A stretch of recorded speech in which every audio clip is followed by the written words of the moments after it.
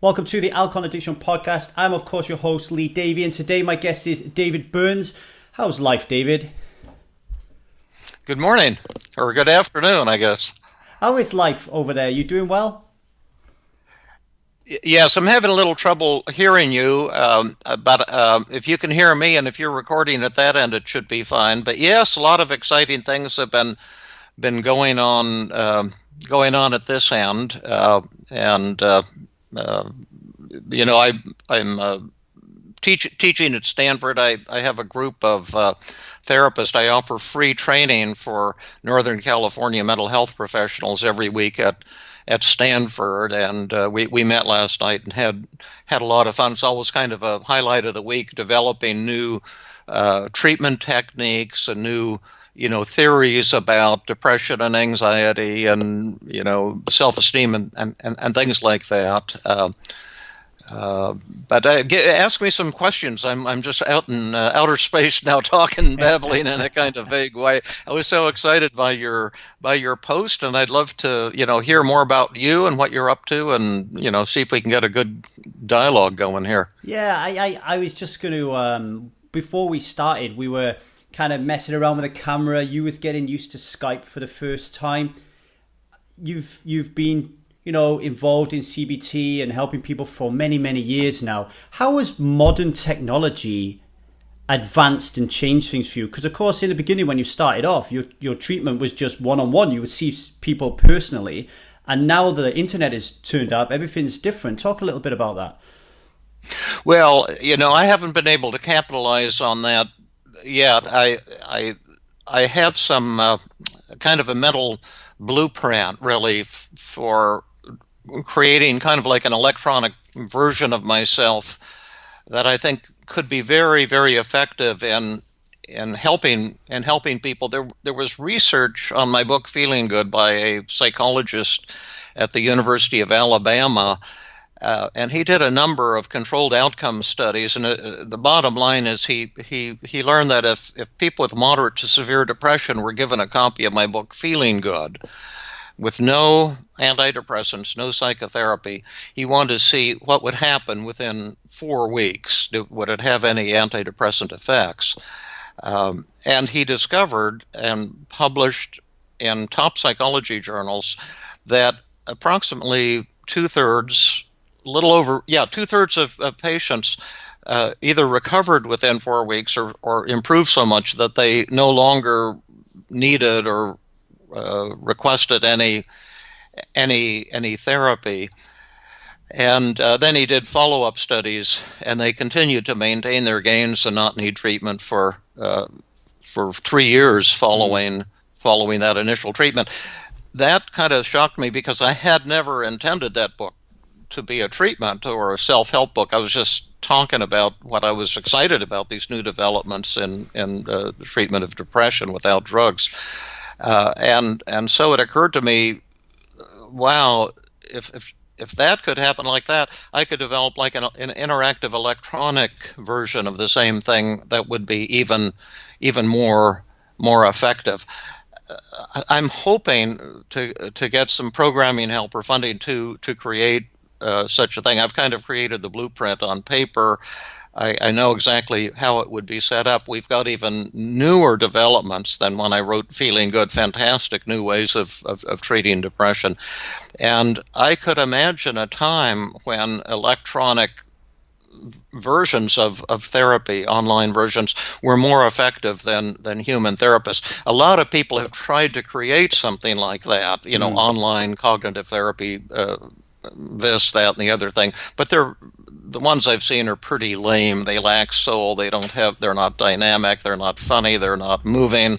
They're just kind of drab. But I think that fantastic things could be done even now. I ask you that question because this is what happens to me. I'll give you a little bit of a background on myself. I'm just your ordinary working class guy who spent 20 years working on the railroads, realized during that time that I was just unconsciously going through life. I had the wife, I had the child, I had a house, I had the car, I had a good salary.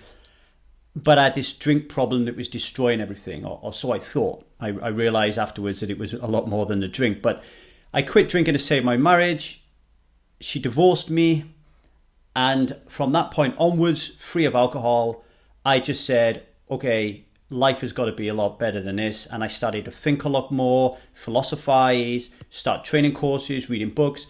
I quit my job on the railway, David. And then I just said, right, I'm going to try to help other people quit drinking alcohol. So I have no medical training, no background whatsoever in that. And all I did was I started writing about it. People started to get inspired. They started to get in touch with me. And I started to share what worked for me with them. And that's where we end up today. And the reason I asked you about modern technology is I'm actually doing one of the training courses from the Feeling Good Institute with Jill Levitt. Oh, you are? She's fantastic. Yeah. I did my first session of the 4-week session on melting resistance on Monday evening. And oh, how neat. I was quite anxious doing it because I realized out of the 20 plus people Excuse that were me, on I've got a kitten here. That's why I'm squirming around, who's trying to chew on the electrical wires. I'm trying to get her out of there. I'm just going to duck under here for a second. I'm not uninterested, but she could disconnect us here. Oh, stop that, sweetheart. Do it, Dave. For people listening in who haven't got the luxury of the audio right now, David Burns is actually underneath his chair trying to save his cat from electrocuting itself, which would be a bad thing.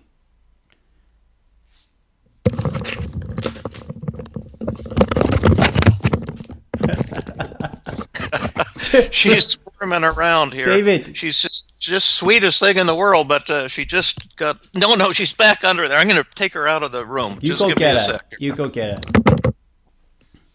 For a moment there, David Burns looked like M from... Not M. Who's the bad guy from James Bond who just sits there stroking his cat? That's what David just looked like, which was... quite a curious thing, I have to say. So David is currently chasing his cat and trying to get it out of the room. And when he comes back, we will get back on to the podcast.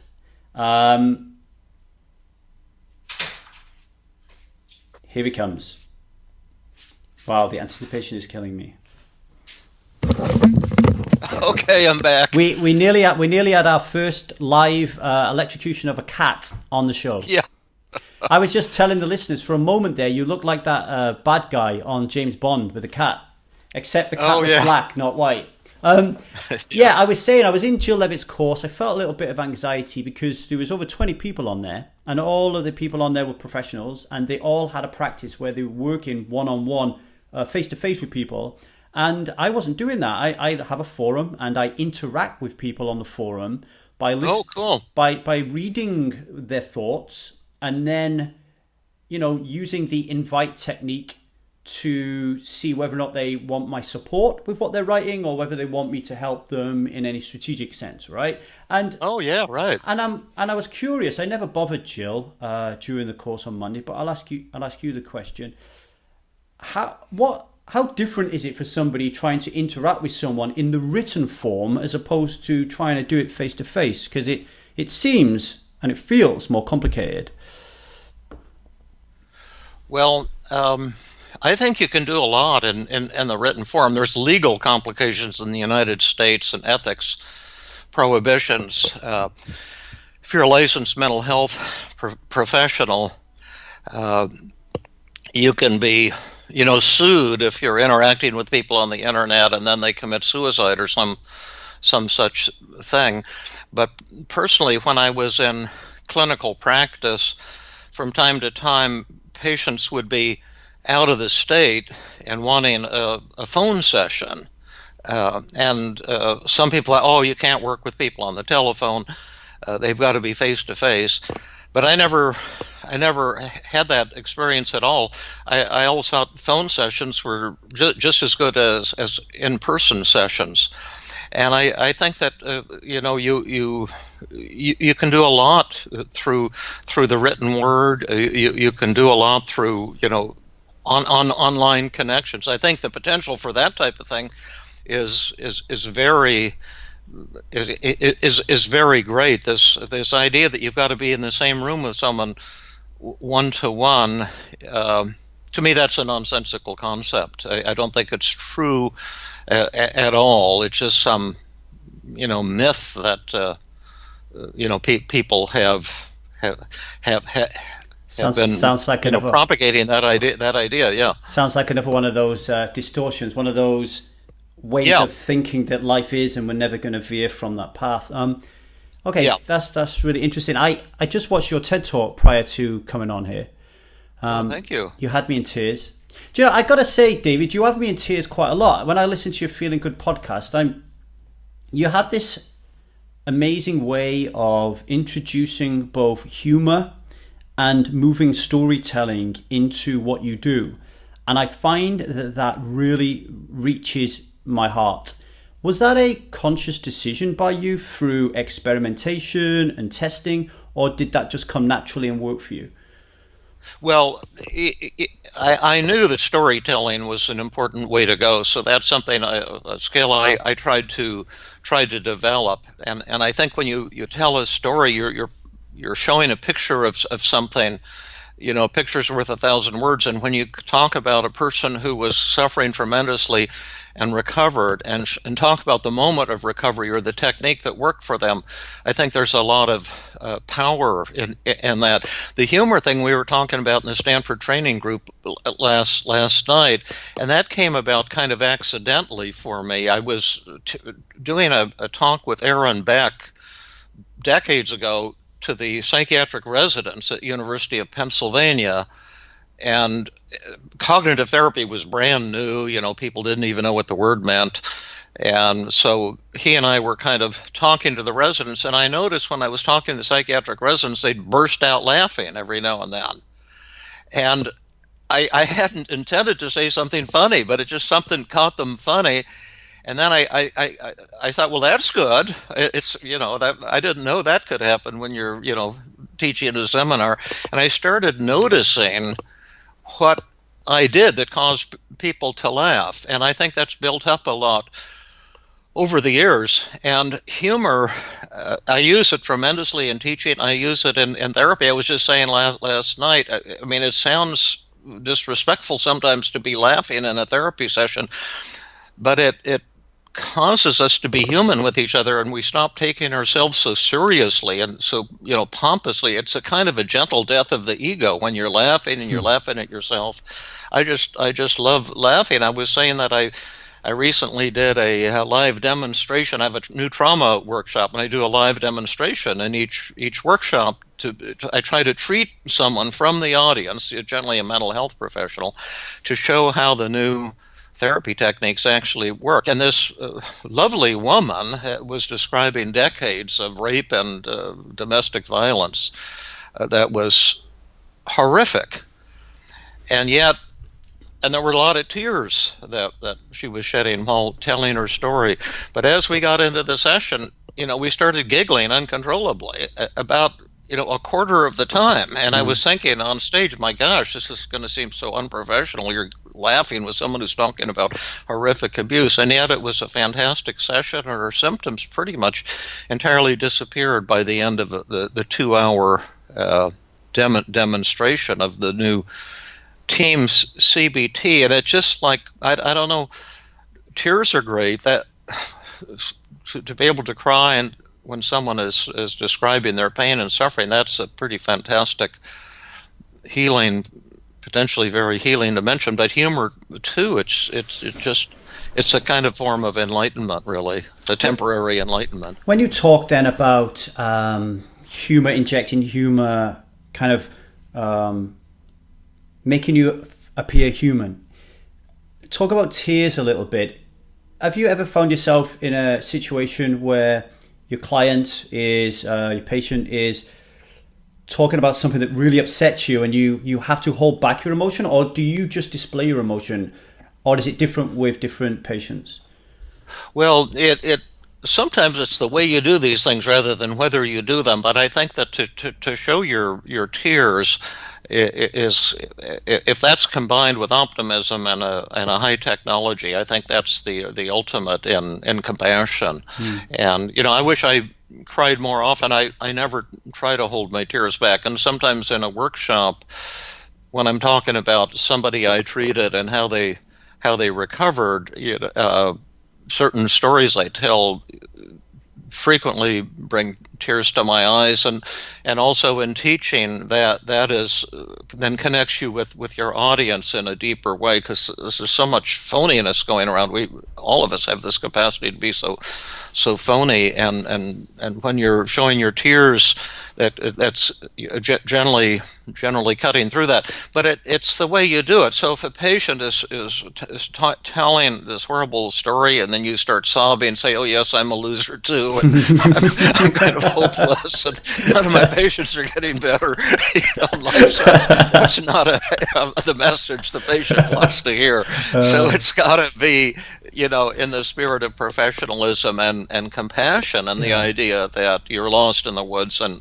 I can show you the path out of the woods, and that's going to be a tremendous thing. When I was watching your TED show, when you was talking about the young lady who was having suicidal tendencies, and then she realized all the good she had done in the world, and you started talking about her work in the Nazi concentration camps. I could see you starting to fill up, which then leads to me to start to fill up. And what do I get out of that? I get great empathy from that. You really are feeling what the other person is. You haven't just read a book and said, right, I now have to show empathic feelings like a robot. You are crying. Yep. You're showing that emotion literally, and I think it's very, very powerful. One question I was thinking about when I was watching the TED Talk, and I won't give it away for people, I'll actually put a copy of it underneath the show notes, was I look at you now and as like some kind of special magician who has these wonderful kind of powers to heal people. You're a healer. That's the way I view you. And I wonder, as you was growing up with your wife and your children, was there pressure there in terms of... I just think of this conversation I had with my son yesterday, and I said to him, "Let me give you a lesson in life, Jude." And he said to me, "Oh, no, not another one of your stupid lessons in life." How did you manage to separate your work from your home and not treat your wife and your kids as patients?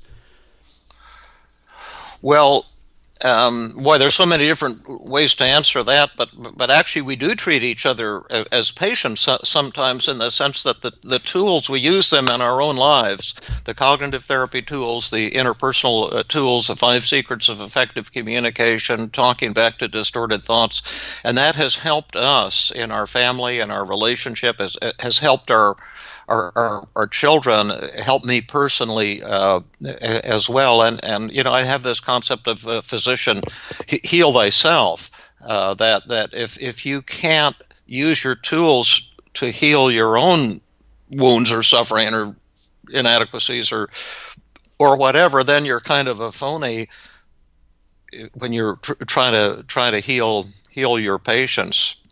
So I could give you a lot of stories about how we've, used these tools with ourselves, but it was never upsetting to me to treat depressed patients. Wednesdays, when I was still back in Philadelphia and when I was in private practice, I used to see 17 full therapy sessions on Wednesdays alone, and people say, "How could you stand that?" Well, to me, it was like ongoing euphoria all day long, because each patient, I would just get higher and higher, because if someone says, "Gosh, I'm hopeless, I'm suicidal, I'm a worthless human being," I would just get euphoric, because I would think, "Oh my gosh, do I have some good news for you? It's going to be so great to show you how to overcome that." See, my moods are created by my thoughts, not by the patients. Mm-hmm. It's not the external event, it's how you view it. And I always loved doing therapy. I'm no longer in private practice, but I'm still addicted to doing therapy. So I treat people in workshops. We had a little treatment last night in the Wednesday training group at Stanford. One of the participants was having a kind of conflict with her husband, and he was saying something to her that she was kind of misinterpreting. She didn't see what he was saying to her.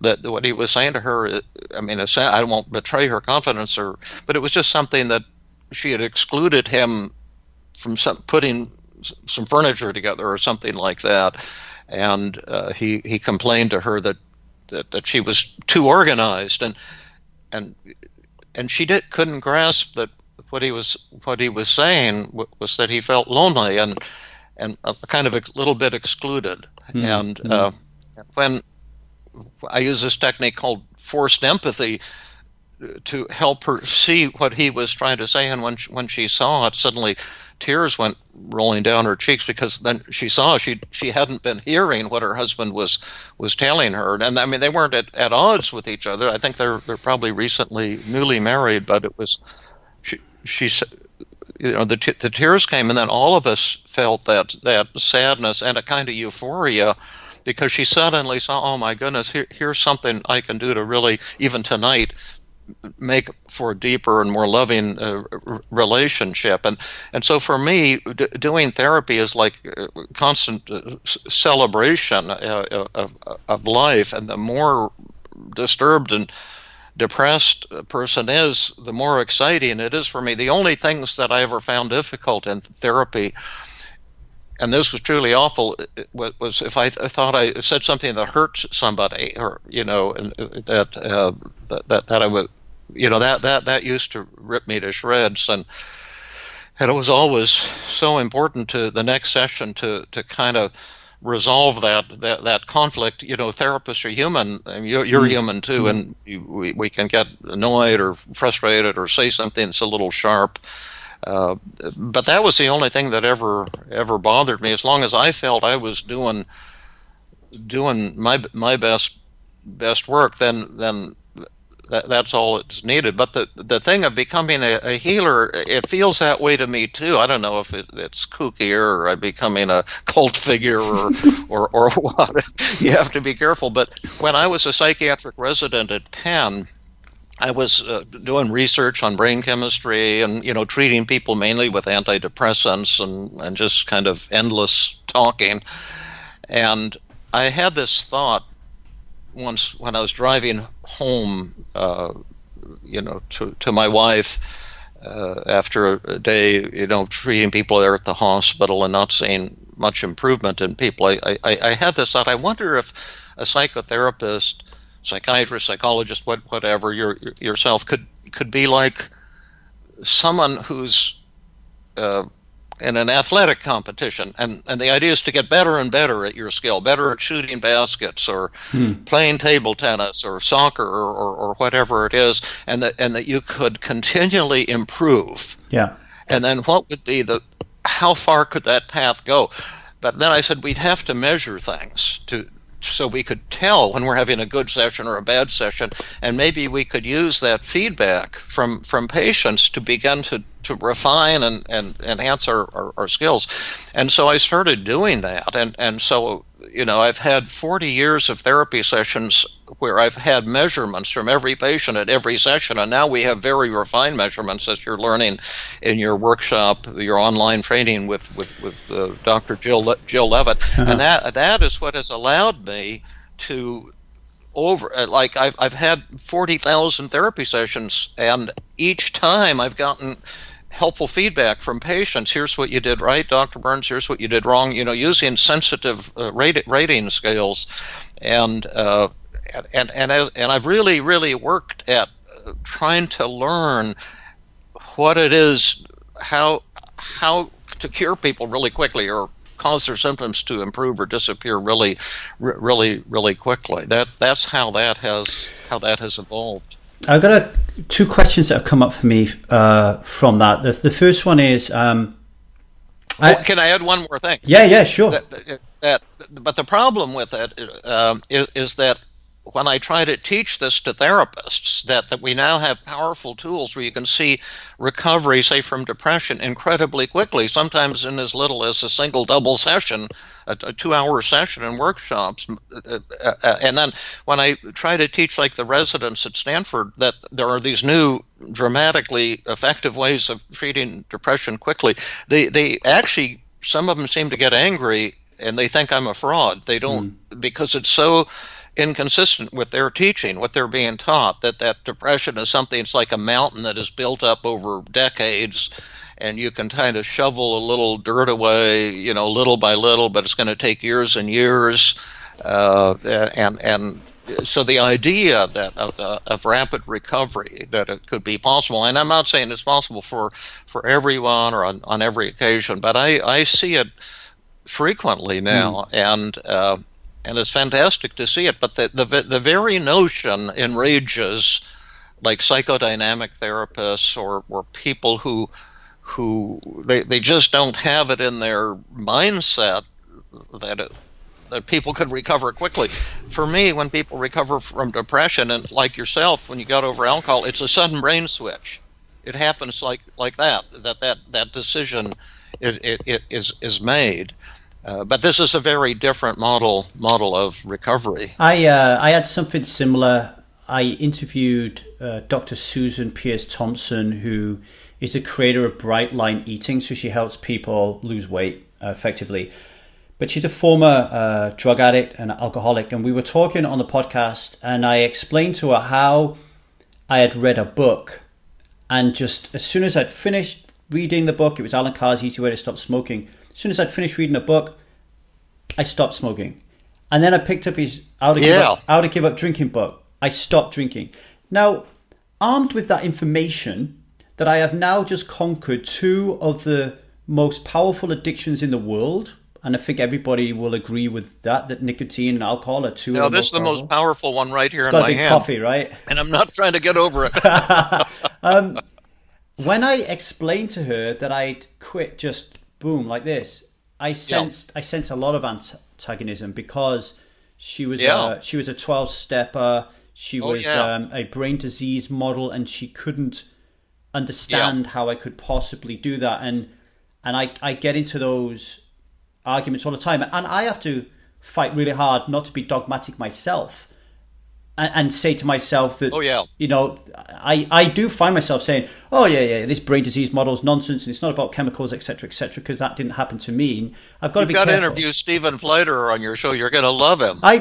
That's the guy you introduced me to. Yeah, he's coming on. That would be really good. Yeah. So one thing that came up when you was talking there was this thing about metrics, David, and one thing that I've learned from Feeling Good. I remember the first ever person who I helped quit drink and helped quit alcohol. Her name was Corrine McGowan from Scotland in the UK. And the overwhelming feeling of goodness, I guess there was a little bit of ego and self-importance in there as well, but I felt really good that I'd helped somebody quit alcohol. And then several years later, I get in touch with her to see how she's doing. And she's not doing well. She doesn't drink, but she's suffering from depression. She's taking antidepressants. And I felt like a complete failure. And I think that it is important to get the right metrics. And for people who are listening, who want to do the self-help route and help themselves to quit things like alcohol and stuff, if there's a longer-term approach as well as the click. Right, I'm getting it now. I can now quit. There's a longer-term work that needs to be done as well, isn't there, David? Well, yeah, on multiple levels. With any addiction, there's I think one thing Stephen has said, he was a former fellow, as an AA young fellow, and then he got over his alcohol issues, but then he started to come my Tuesday group at Stanford. He was like yourself. He'd had no professional background. He was actually a professional clarinet teacher, but he wanted to get into the treatment of addictions area, so he started coming to my Stanford group, and he just worked his ass off, and he became one of our top therapists, because since he had no professional background, he really worked to learn the new team CBT and apply it to the area of addictions. But I don't even remember what I was saying. What was the point that we were making there? There was some point about what you just said. We were talking about the importance if you're trying to help yourself. So you wrote, and people put all of their resources into stopping the addiction, like to stop overeating, you diet, and you exercise, and you start losing weight, but or you stop drinking for a while, but they don't put enough resources into the long term goal, and because the addictions, in fact, depression, anything, once you've recovered from it, it will try hard to return. And so relapse prevention training is as important as the initial decision to quit drinking, or the initial treatment to get you over depression. And then, of course, people have a lot of problems above and beyond just, say, an addiction to alcohol. There's relationship conflicts, there's depression issues, so self-esteem issues, and all of those things can be, productively treated as well. As human beings, we seem to be little buckets of flaws and various kinds, and we all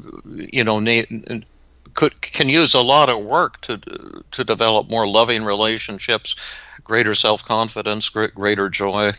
You said there that there are more underlying problems. It's not just when people come to me and say I want to quit alcohol, I always try to say, okay, well, I don't tell them this, but I try not to focus on the alcohol, right? I try to focus on trying to find out what it is that is leading them to drink, and then try to attack that whilst at the same time trying to help them quit drinking alcohol. And you use the method called the downward arrow method. To me, that reminds me of root cause analysis when I used to work, in the rail industry. And it just suddenly made me think that I have this 4-month-old girl, okay, baby girl, and I'll go in there and see her when we finished. And as soon as I see her, she smiles, right? So her automatic response is always happiness and joy. How do we go from happiness and joy being the predominant thought and feeling and state of being of this child to her sitting on a therapist's couch? Now, I know that's a very broad question, right? And there are 7 billion people on the planet. But the way I look at the world, too many people are ending up on this couch.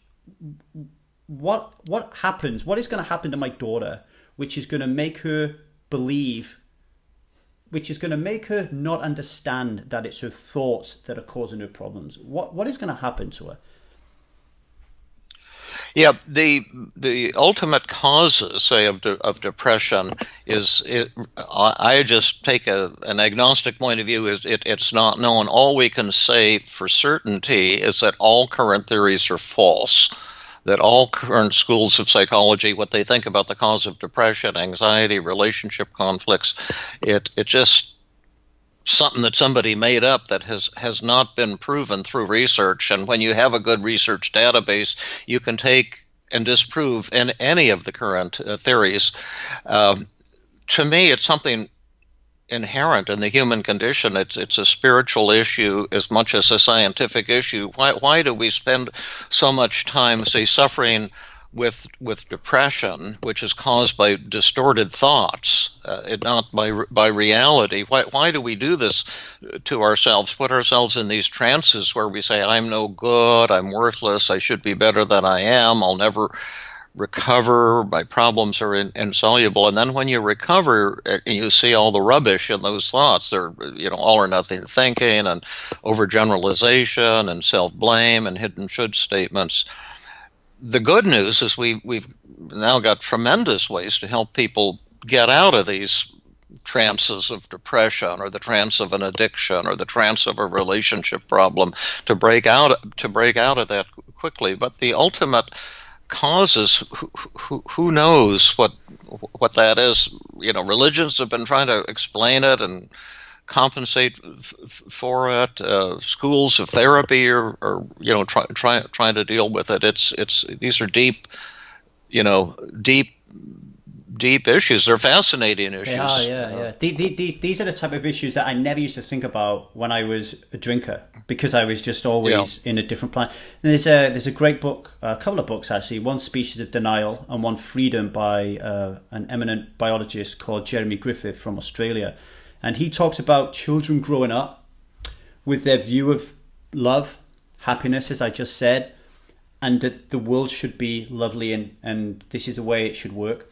And then as they get into the teenage years, they get these parents and teachers and telling them that you've got to do this, and this is the way you should be, and you shouldn't behave like this, and now all of a sudden, and then they look at the world and they think, wow, if I actually behave the way that I want to, I'm not going to be able to fit in. So I need to behave differently to fit in. And that is the clash. That is the human condition. That is the thing that spirals people onto the couch of the therapist, because they've forgotten who they are and they're trying to be someone they're not.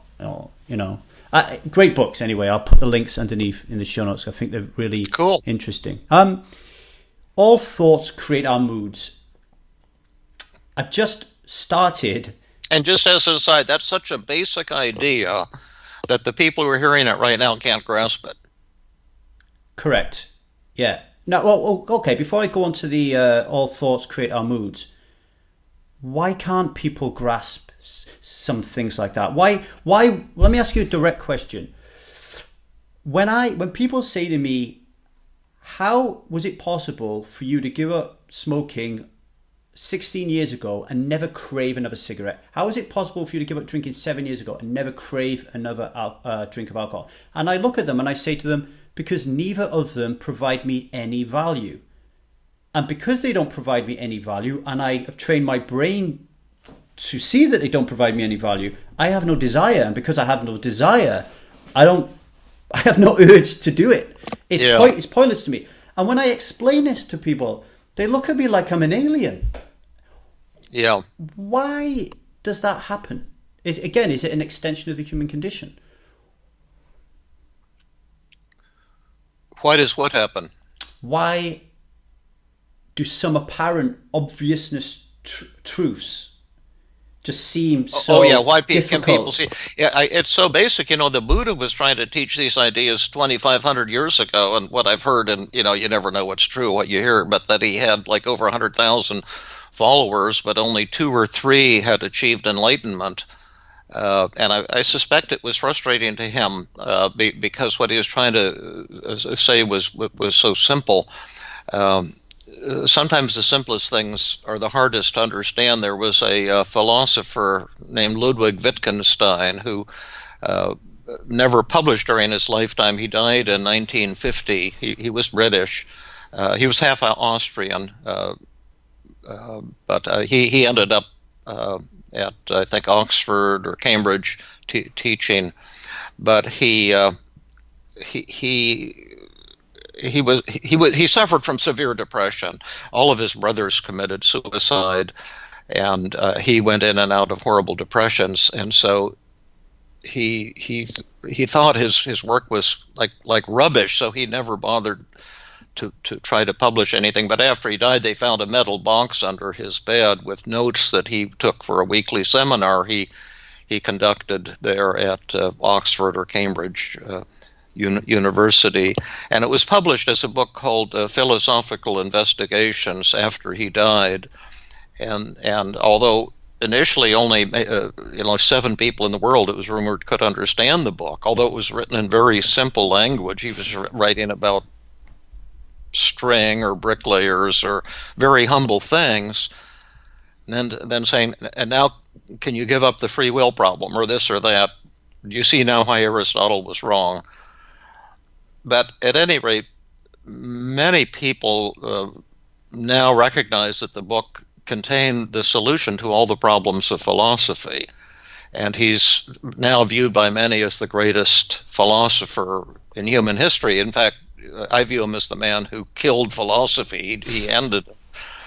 And yet he suffered from the same thing. What he was trying to teach was so simple that the great philosophers of Europe couldn't understand what he was trying to say. And he too was very lonely because he was frustrated because he wanted people to understand what he was trying to teach, because if they could get it, and it was very simple, like the Buddha, then they would see through all the problems of philosophy. And his dream was that his students would give up philosophy and do something in the world, become a fireman or a construction laborer or teach arithmetic or something of this type. And but he only had, I think, 2 or 3 of his students who during his lifetime understood what he was trying to say. One of them was Norman Malcolm, who went on to Princeton and became one of the greatest philosophy professors in the United States. But Wittgenstein was bitterly disappointed that Malcolm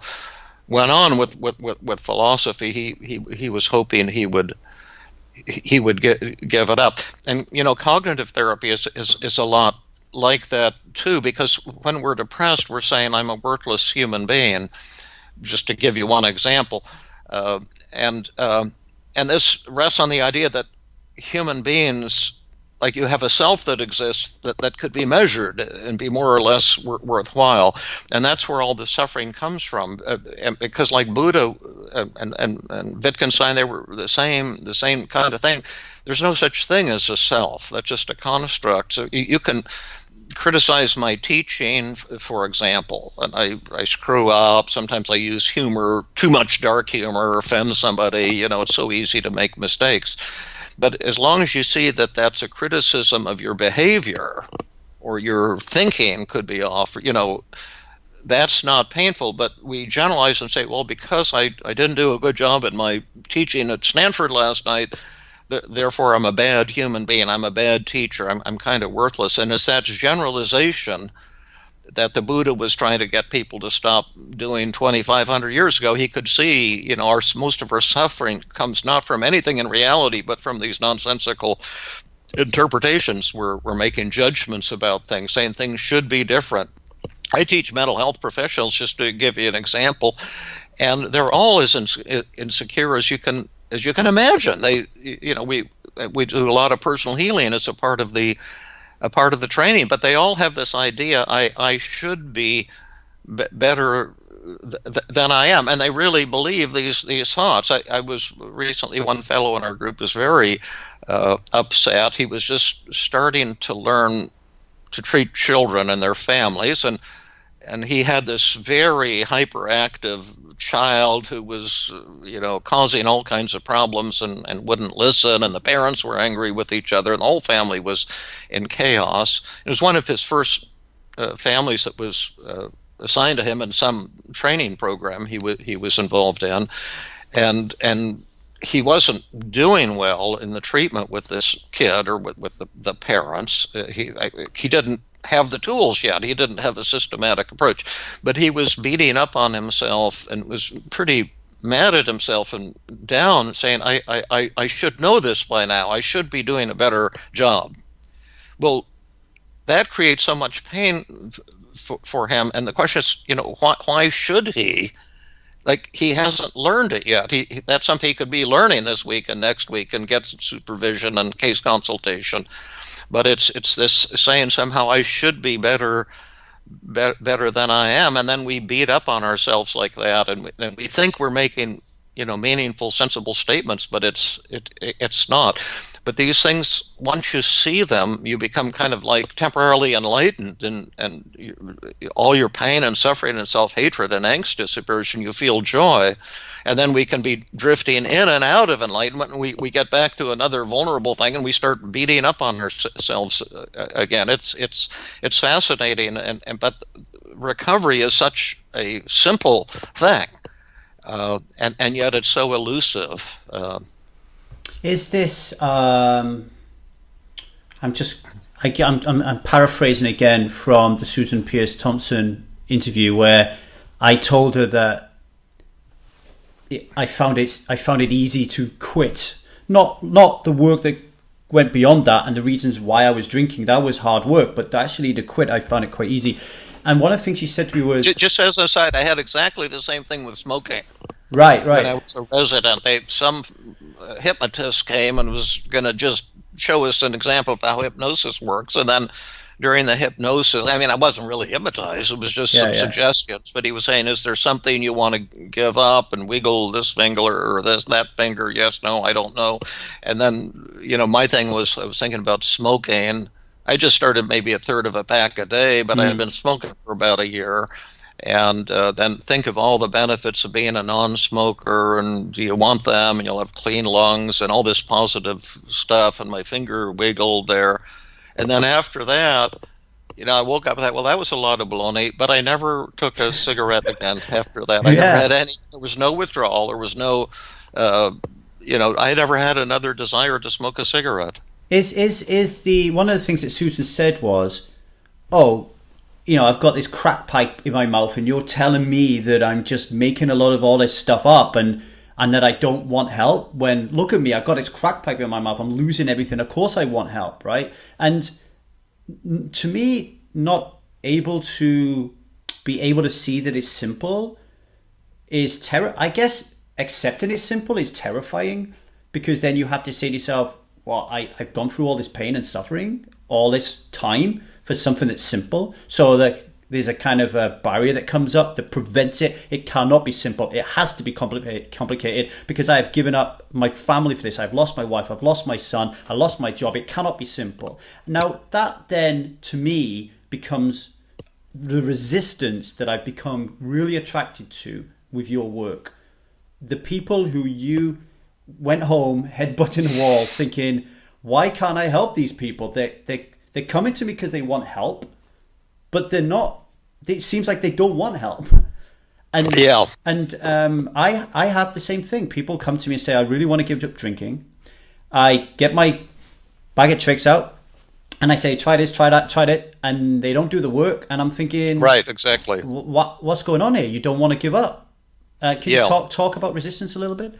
Well, that's been the big breakthrough in what we call Team CBT, and that you're learning about in your online training group with the fabulous and wonderful Jill Levitt, who's she's a colleague and a friend, and I've learned so much from her. She's so brilliant and so compassionate and kind. But we've been kind of developing this new way of thinking about therapeutic resistance, and that's what's led to the incredible advances that we've seen in psychotherapy, even in the last 2 or 3 years. And I coined, two terms: outcome resistance and process resistance. And the outcome resistance means that although the patient is coming asking for help with depression or anxiety or a conflicted relationship or a habit or addiction, there's powerful forces that will cause that individual to actually not want to change. And the idea that I use for outcome resistance, to make it clear what I'm talking about, is the idea of a magic button. If you press this magic button, the problem that you have will instantly disappear. You'll be cured with no effort. Would you press that magic button? And of course, the best example of that is somebody who's sent to the therapist. He's gotten a ticket, arrested for driving under the influence of alcohol, and his doctor says you've got liver damage from your drinking, and the wife says, "Gosh, you drink every night, you pass out, and you kind of get violent sometimes." And so everyone is telling him, you got to go get some treatment. So he obediently goes to the therapist, let's say, and then you could say, here's a magic button. If you press that magic button, you'll be instantly cured with no effort on your part. You won't have to go to AA meetings. You won't have to do anything. You'll just, you'll never take another drink of alcohol. Will you press that button? And of course, he's going to say, no, drinking is not a problem for me. Drinking is the greatest thing in my life. It's the only positive thing in my life. And so that's the thing about addictions or depression. With the outcome resistance for depression is quite different for addictions. But that's the outcome resistance is that you're asking someone to give up, a tremendous source of pleasure and gratification. I did a study at the Stanford inpatient unit when I was validating my easy diagnostic system. I had to assign diagnoses to 170 patients who were admitted to the inpatient unit, and so I had all this information on all kinds of emotional problems, all kinds of psychiatric diagnoses, personality disorders, depression, anxiety disorders, self-esteem issues. And then I had information on every conceivable addiction, measured quantitatively and accurately, how do they drink, how severe is the drinking, do they have drug abuse problems, or they have eating disorders, gambling, all these different kinds of addictions. And so I was able to really look at what is the relationship between addictions on the one hand and all these forms of psychological distress, emotional distress, mental disorders, whatever you want to call it, because we're taught kind of in the media, oh, people drink or overeat because they're lonely or because they have low self-esteem, or all these different theories that people buy wholesale because it sounds good, and so I looked at all of these correlations, and to be honest with you, there were really few or no meaningful correlations between any addiction and any form of emotional distress. In other words, it was clearly false in the extreme to argue that people overeat because of loneliness, because of relationship problems, because of depression. There was not a shred of evidence for that. There was no correlation with weight, with binge eating, with anything. In fact, the correlation was actually in the wrong direction. The more depressed and worthless people felt, actually the less they were eating, although it was a very small effect. But the only thing that was correlated with any of the addictions was the idea of getting high. That people wanted to get high, wanted to feel good, wanted to have some immediate a craving, that they wanted to give into with fantasies about getting high and how wonderful it would be to get high. And I think that's the thing that needs to be taken into account when you're treating addictions, and that's what then we've developed tools to address that, but not to assume that the person wants help, but rather to assume that the person probably doesn't want help. And if we look at it from that point of view, we can empathize and connect with the person more effectively and stop trying to help people against their will, and use techniques to deal with the resistance and melt it away. But before we go in with any of our techniques to help the person with their addiction or with their depression or with their anxiety or with their relationship problems, that's outcome resistance. And I just gave an example for an addiction, but it would be radically different for depression, for example, but also very, very powerful. And then we've got process resistance, and that's, there is no magic button. You're going to have to do certain things that you're not going to want to do to overcome this addiction, or to overcome your depression, or to develop a more loving relationship with someone you're ticked off at or not getting along with. That there's a therapeutic process, and to bring that to life, I in workshops I say to an audience, how many of you here would like to lose a little weight? And so 2/3 of the hands go up, and then I say, you just made an error. You don't want to lose weight. There's only two things you can do in the United States, or Great Britain for that matter, to lose weight. And they both suck. What are they? Well, one is dieting, like let's have some celery and carrots for dinner instead of something yummy and gooey, and exercise.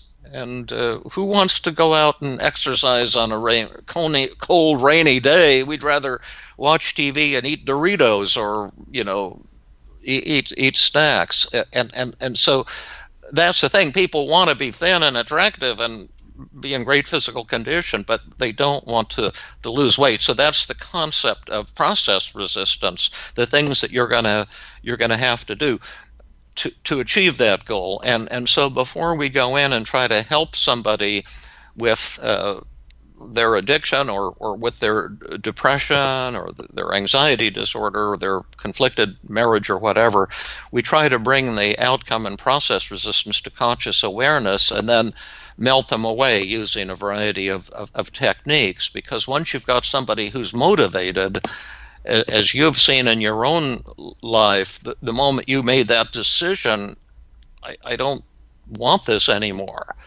And you made that decision while taking into account all the benefits, then that's going to be far more effective treatment. I was giving a workshop somewhere, the Midwest or something like that, and often in the evenings of a workshop we'll either do a live demonstration or go with a hike with the people from the group and just talk about their personal issues. And so I was on this hike with there were about 10 of us, and this woman said, listen, she was quite overweight and kind of lonely, and she said, listen, I've been trying to lose weight all my life, and I want to lose weight and get a boyfriend, and can you help me lose weight? I've tried all these things and nothing works. And I said, well, sure, there's a lot of techniques that I could show you for losing weight if that's what you want to do. But before we do that, why don't we make a list of all the advantages of eating whatever you want whenever you want? Because that's what you're going to have to give up. So let's take at that. And so we came up with this long list of advantages. I think there were 10 things. It took about 10 minutes to make this list while we were hiking along. And she can eat this kind of thing that she loves to eat, and she can comfort herself when she's upset, and on and on and on. It was really a very impressive list of how wonderful it is to eat whatever you want, whenever you want. That's like being a queen or some powerful person, and it's just kind of like an entitlement, and I can eat when I'm tired and when I'm overworked, and I deserve it, and it's such a wonderful reward to have food X, Y, or Z that I crave. And you really sell the person on how wonderful it is to binge and overeat and things like that. So we came up with about 10 huge advantages of just eating whatever I want, whenever I want. That's a great thing. I said, now let's make a list of the disadvantages of diet and exercise. And then we came up, it's sucky, and I'd have to eat carrots, and I hate jogging, and it's cold, and I've tried before, and I can't stick with an exercise program, and life would just be filled with deprivation and emptiness, and there wouldn't be anything rewarding for me, and then I'll probably get thin and still not have a boyfriend. So it's going to be a waste of time, and all of these disadvantages of diet and exercise, and it's going to take a long time, and probably what I'm hoping for won't come true anyway, and blah, blah, blah. And so we came up with another list of 10 or 12 really huge disadvantages of diet and exercise. And then by that time we'd finished the hike and we were back in the hotel. I had an evening session that I had to prepare for, and I said, well, look, given all of those advantages of overeating and all the disadvantages of diet and exercise, it doesn't make any sense why you'd want to lose weight. That it makes no sense at all. Why in the world would you want to do that? And then she says, I see what you mean. This is fantastic. I'm going to start dieting and exercising. And I said, did you need any help with that? And she said, no, I know how to do it. I'm going to do it now. It's like the same thing that happened to you. But the paradox, like when you suddenly made that decision, but she couldn't make the decision to let go until I had sold her on all the reasons not to change. It's kind of a paradox, and it's a very powerful effect. I had a similar one with one of my forum members who I kept asking all the time, why do you drink? What is it what is your value? What are you getting out of drinking? And this person said, well, I like the buzz, it gives me a buzz. And I said, okay, next time you drink, I want you to be really focused on the buzz. And I want you to rate it out of 10, with 10 being orgasm level and 0 being, nothing. And he rated it at 3. Okay. So this is exactly. A 3 out of 10 buzz. And then several months later, after going through lots of resistance and oscillation and back and forth, I asked the same question, and he said, "Wow, it's a buzz. I love the buzz." I'm like, this is a 3 out of 10 buzz. Can you think of anything that can give you more than a 3 out of 10 buzz? And then he gave me a list of all these reasons why drinking was, that he didn't have a problem actually. That he wasn't like he wasn't like everybody else. He only drank occasionally. He didn't see what was wrong. And I was okay. Well, it sounds like you don't want to give up drinking. And I think that, I guess the disconnect for me was I then couldn't see how that stark truth would then manifest itself in that person doing the work on their own. We're talking about... Well, the way we look at it, I have the concept called sitting with open hands on the part of the therapist. See, is the therapist's job to persuade the person to change, or is the patient's job to persuade the therapist to work with him or her? That was the big shift in my thinking that occurred. And again, this is a Buddhist concept, sitting with open hands, that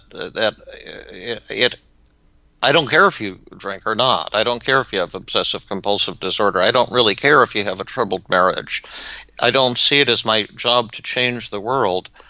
But if you want to work with me, then we can make a miracle happen. But if you want to work with me, my first job is to show you all the reasons why you're probably not going to want to change. And I'm going to do this in a flattering and respectful way, not in a sarcastic way. And most of the time, then the patient suddenly comes to the opposite point of view and says, "No, I really do want to change." But the therapist has to be willing to sit with open hands. And if the person is saying, "Gosh, I really want to keep drinking," then or I want to keep binging, I want to keep procrastinating, or or I don't want to get close to my wife, or whatever, then I say, God bless you. I totally respect that. Is there anything I can help you with? Now, the one exception to that in the treatment of addictions, is that if someone has a life-threatening circumstance, then sometimes coercive therapy is indicated, not the kind of voluntary work that you're learning from jail that we've developed in Team CBT. An example, Stephen, who I mentioned, does a certain amount of intervention work with people who are, near death from heroin addiction, or he recently had someone with a young man with anorexia nervosa who was down to 100 pounds or something, and he was on the verge of death, and just thinking, it's wonderful to stop eating and to keep getting thinner and thinner. So there are sometimes, in that case, I think he had to arrange an involuntary treatment because the fellow was on the verge of death and can be potentially life-saving. Yeah, I can see that. So there are exceptions to everything, but for the most people with milder addictions or moderate addictions, I think that the new techniques of dealing with resistance in this paradoxical way have a great deal to offer. And I guess, just to cap this off before I go on to a different topic, we're talking right now about people who are seeing therapists, and the therapist is using their skills to melt away the resistance. What can people do if they're not seeing a therapist and they suddenly listen to this podcast and think to themselves, "Oh, have I got resistance issues?" What could they do? Seek out a therapist? I'm thinking about writing a new book or something. My publishers both wanted me to revise Feeling Good and the Feeling Good Handbook and put all this new stuff on positive reframing and resistance stuff in them, but the books are effective as they are, and they're so tightly written. I looked at them; it seemed like heartbreaking to try to revise these books. But I've also been thinking about developing an electronic online tool that would allow allow individuals to do this because these new resistance busting techniques are really powerful on the one hand and kind of gentle, and they're user friendly. You might say the patients really like them. But I've been thinking about, what is the best way to get the word out on that, because it is something I believe that people can learn to do on their own, and probably more effective than with the therapist, because the therapist probably isn't going to know how to do it, to tell you the truth. I mean, you talked earlier on about a lot of this stuff being simple, but so simple for some reason we can't see it. We're talking about resistance, people thinking they want to change when they don't really want to change. Does this all come back to a real important point of when you realize that there's something quite not right, that we really need to approach this issue with an open mind? And how do you open your mind if your mind is closed? Well, I could give specific examples. I can't answer that so much on a general level. Mm-hmm. But I could give you an example with depression, with anxiety, with relationship conflict. That would be great. Yeah. I have an article coming up.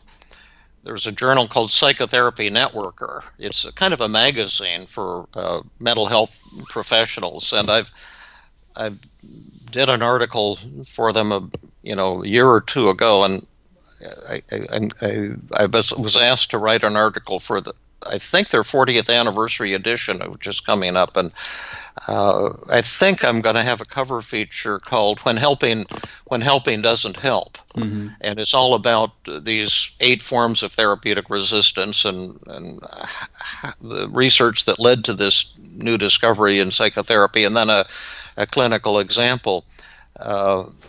And again, each example is unique and specific. These aren't like general formulas so much. They have to.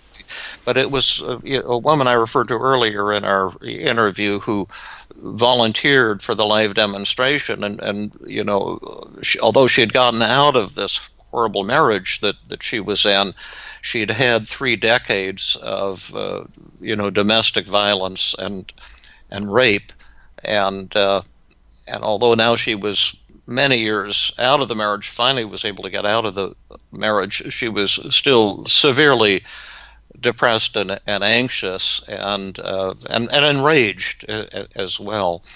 And at the beginning of the demonstration, her depression score, her anxiety score, her anger score were in the extreme range, severe to extreme. And I had her fill out what's called a daily mood log, and I don't know if you've come across that yet in your online training, but it's a way to record one moment in your life that you're upset. And the moment she chose was just sitting in the workshop thinking back on, essentially 45 years of misery. And then she was feeling depressed, anxious, ashamed, guilty, hopeless, enraged, worthless, all anxious, terrified, panicky. And then I had her write down her negative thoughts. We talked about this earlier in the interview, that it's not what's happened to us, but our thoughts that create our misery. That's the Buddhist idea, the cognitive therapy idea. And it's potentially liberating because she can't change the facts of what happened to her, but she can and potentially change these thoughts. And so she had thoughts like, I can't trust men, I'm not safe, I'm nothing without an important man, I must be a defective human being, or this wouldn't have happened to me. Thoughts like the therapist in the audience are judging me, and they think that I victimized myself, and all of these things. They think I should have gone out of the marriage sooner. She actually couldn't, because her husband threatened to kill her if she and their twin daughters if she tried to leave him, and so ordinarily in the past, I would have empathized with her and then jumped in with all of these cognitive therapy techniques to help her challenge those thoughts that I'm defective, that's overgeneralization, and a should statement, and all or nothing thinking, and discounting the positive. She actually had accomplished a tremendous amount after she finally separated from her husband, and she went to graduate school and was a top student and has now developed a fabulous career for herself, but suffering inside. I would have used all these tools to help her challenge those negative thoughts, but instead I used the concept of outcome resistance and said maybe before we try to change those negative thoughts and feelings, we should see what they reveal about you that's really kind of positive and awesome, and what are some benefits of these negative thoughts and feelings. And at first she couldn't grasp how there could be anything good about it, but then we kind of got on a roll, and once I helped her with the first couple examples, then she became very productive. But for example, the anxiety, if you press that magic button, your anxiety will disappear and you'll walk out of the workshop at the end of the evening in a state of euphoria and with no anxiety, no depression. Are you sure you want your anxiety to disappear? And then it started to dawn on her, well, maybe my anxiety keeps me safe and vigilant, because she'd recently met an attractive fellow and there were flirtations going back and forth. And maybe the anxiety is going to make me cautious so I don't jump into another abusive relationship prematurely. And so we added that to the list of positives, that the anxiety is really a form of self-love. It's a good thing. It's not a brain disorder of some. And then what are some great things about your depression? Well, if I press the magic button, my depression will disappear and I'll become euphoric. Is that what you want? You want to feel happy about 47 years of horrific sadistic abuse? Does that make sense? Maybe some sadness is indicated. She says, you're right. And then another great thing about you, and we added that to the list of positives, and another great thing about the depression, it shows my passion for life. If I wasn't passionately committed to life, I wouldn't care that I had lost so much. And then she also said that my depression makes me more compassionate toward others, because she was involved in a line of work in which that was crucial. And then her hopelessness, it kind of protects her from disappointment. Burns says he's got this new team CBT that can cause remarkably fast and dramatic improvements.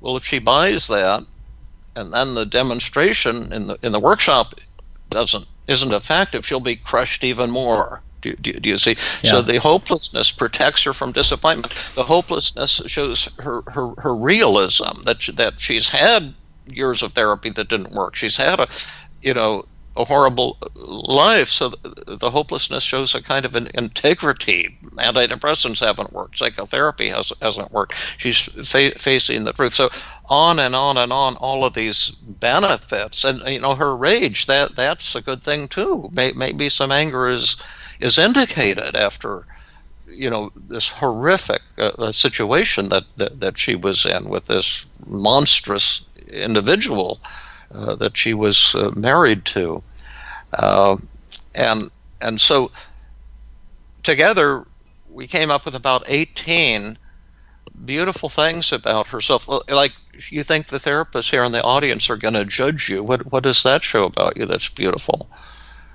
Well, maybe that she wants a good relationship with her colleagues. She wants to be close to people. That she's lonely and wants to connect. That's a great thing. And then she's very self-critical. I victimized myself. I should have done this. I'm defective. I'm not good enough. Well, what do all those self-critical thoughts show about you that's really awesome? Well, maybe that I have high standards.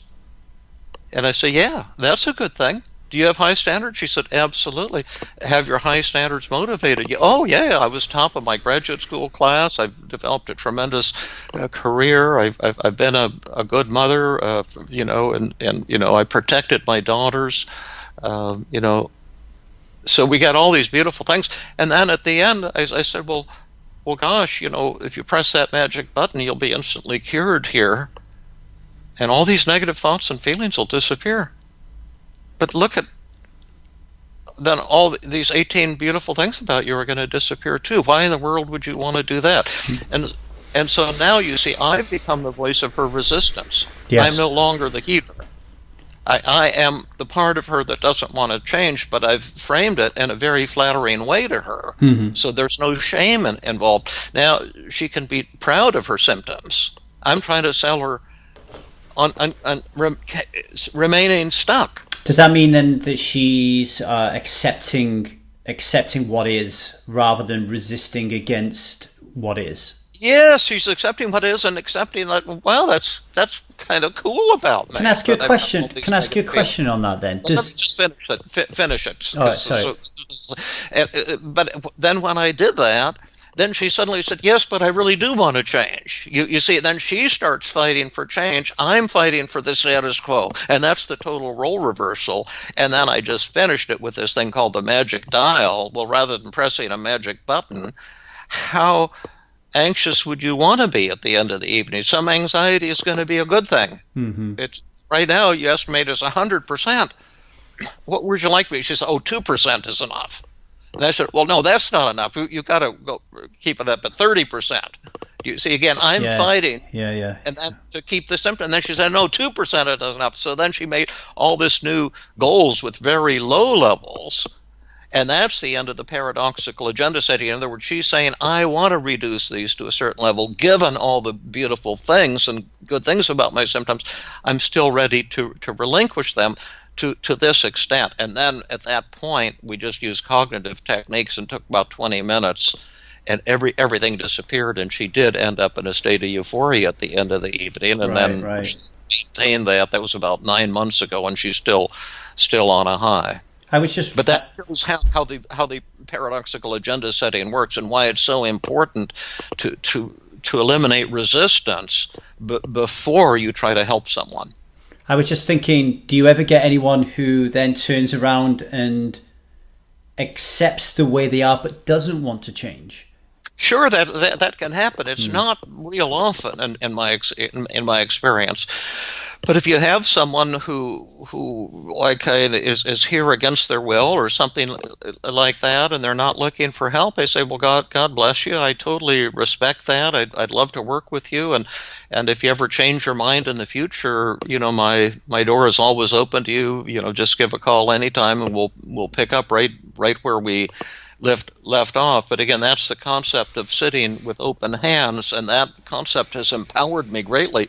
But early in my career, I wouldn't have wanted to do that. It was my ego telling me it was my duty to fix every person who came to me, because that was my narcissism, speaking. And when I learned to set limits and to understand my limits, and that I'm kind of helpless as a therapist, I paradoxically became far more powerful. Yeah, when I was listening to you on your podcast, I realized that your honesty and your reflection on how your ego played a role in your early life, some people can construe that as a negative thing, but it's a huge positive because it gave birth to team therapy. Your ego wanting to drive and perfection and fix everybody led you to say, I'm not giving up on this 25% that I cannot fix, and I'm fighting with that in itself is a real life example. Okay, I am a lot more aware of that now. I just want to, are you okay for time or? Yeah, we should probably finish up before too long. Probably the listeners will get brain fatigue too. I love talking to you, but let's think and moving toward a wrap up. I wanna ask you one question then, and we'll try to keep it. I know I'm going to ask you a really broad question, but we'll try to keep it to your time level. I recently surveyed my community to ask them what are the things that they felt they needed help with, and who did you survey again? My community. So your community, yeah. And the overwhelming feedback that came back was low self-esteem. Okay. And I thought to myself, oh man, what do I know about low self-esteem? I'm like the most confident guy in the world. I'm like, I can't help them with that. So I started I was reading Feeling Good at the time. I started reading Overcoming Low Self-Esteem, which was 10 Days of Self-Esteem, that one? This one by Melanie Fennell. Okay. No, I'm more focused on one called 10 Days to Self-Esteem by David Burns. Yes, I will read that one. But as I'm reading the book, I suddenly realized that I'm suffering from low self-esteem. And as I realized this, and it raised an awareness, I started seeing it everywhere. And I started to feel a little bit depressed. And I started getting into fights and arguments, and it affected me quite considerably. And I kept thinking to myself, what would happen to somebody who was suffering from low self-esteem and they come to you for help, but they don't really know it's low self-esteem, whatever, and you start doing the work and they start to realize more about what's going on for them.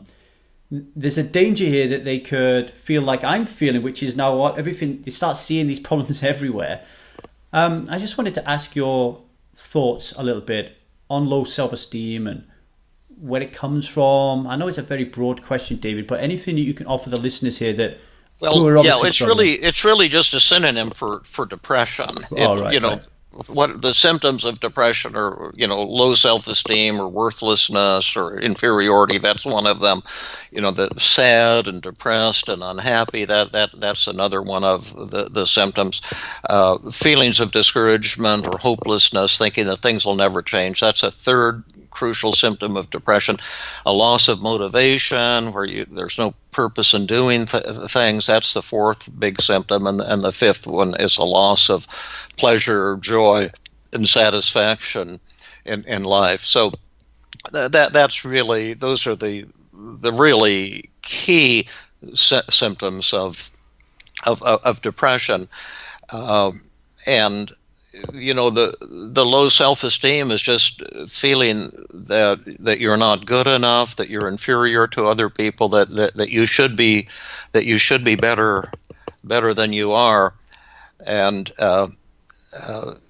it's such a fantastic thing to overcome, but it involves kind of the death of the ego. It's the ego, the pride, that's telling us we should be something. We're not lovable unless we're making a lot of money, or we're beautiful, or we're handsome, or we have fulfilled this or that criterion, and learning to break out of that and to let go of this idea that we're supposed to be so special. That's both a treatment for depression, but it's also like a spiritual thing. I'm not religious. My father was a minister, but I'm not at all religious. But I still feel that in treatment and recovery there is a spiritual process, and there's different teachers that come along. And one teacher I had was my late beloved cat Obi, who you can read about on the website, but he was this feral cat who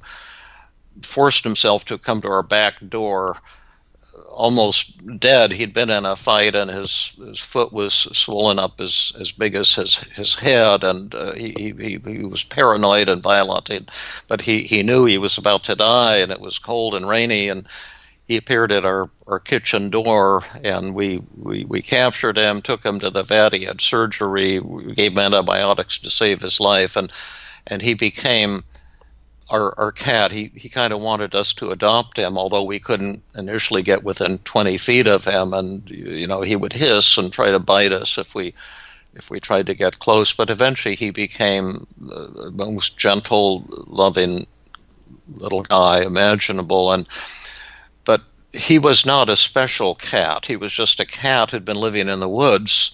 He'd had no contact with humans. He had scars all over him and worms and fleas when he came to us. He was emaciated. He wasn't going to win any cat shows. And, I'm getting old, and, I used to run. I used to be like an average runner. I did 2 half marathons. I could run like 7 or 8 minute miles. And, now recently I was out running, and then the mailman came to the house. He says, "Oh, Dr. Burns, I saw you out walking. Congratulations." I wasn't walking, damn it. I was running.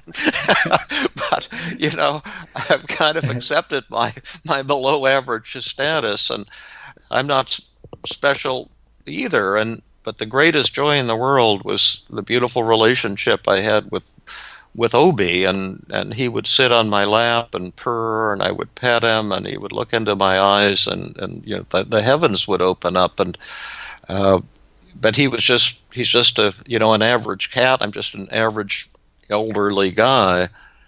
But what he taught me is when you don't have to be special, life becomes special.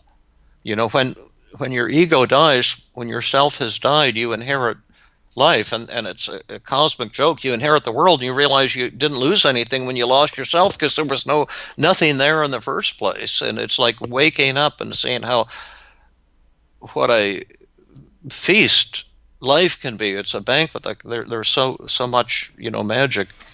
But sadly, Obi disappeared after 8 good years with us, and he never got over his feral ways. He became like a house cat, but every night he wanted to go out and, looking for a lady cat. There aren't any in this neighborhood, sadly, and we've got mountain lion right behind our house, and coyotes and rattlesnakes, and he would go out at 4 a.m. and then come back at 6, and he never came back.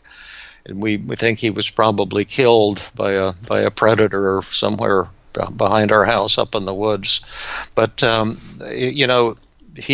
he taught me a lot, and it's that message that, that's why I've developed cognitive therapy and now the new team cognitive therapy, to have many tools and techniques to bring each individual to that sudden enlightenment.